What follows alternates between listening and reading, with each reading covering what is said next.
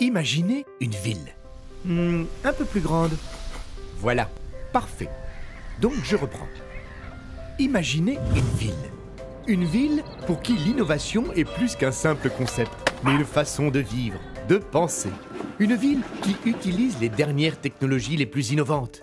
Une ville connectée, une ville intelligente. Une smart city, dans la langue de notre ami Shakespeare. Science-fiction, me direz-vous? Eh bien, pas tant que ça. Des capteurs sont installés un peu partout dans la ville, dans les rivières et cours d'eau, afin de vérifier le niveau et ainsi prévoir les risques d'inondation.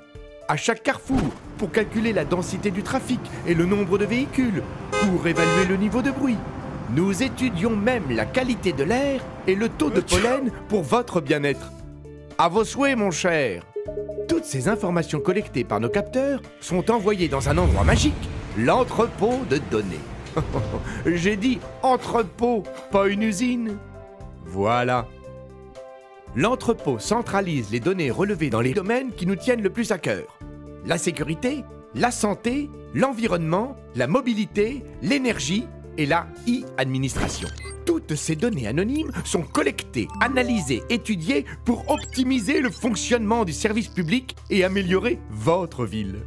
Mais attendez, ce n'est pas tout. Ces données sont polyvalentes et peuvent être croisées pour en créer de nouvelles. Par exemple, à la suite d'intempéries, une route est bloquée pour des mesures de sécurité. L'information est immédiatement transmise aux usagers et une déviation est mise en place. Et vu qu'être citoyen, c'est l'affaire de tous, vous aussi devenez partie prenante de ce processus. Lorsque vous remarquez quelque chose d'anormal, il est aussi possible que vous fassiez remonter l'information vers l'entrepôt.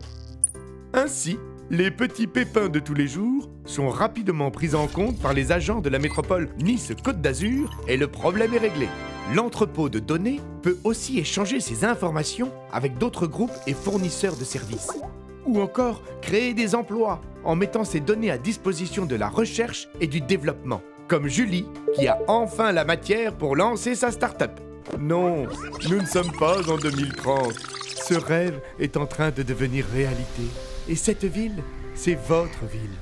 Nice, ambassadrice de l'innovation en Europe.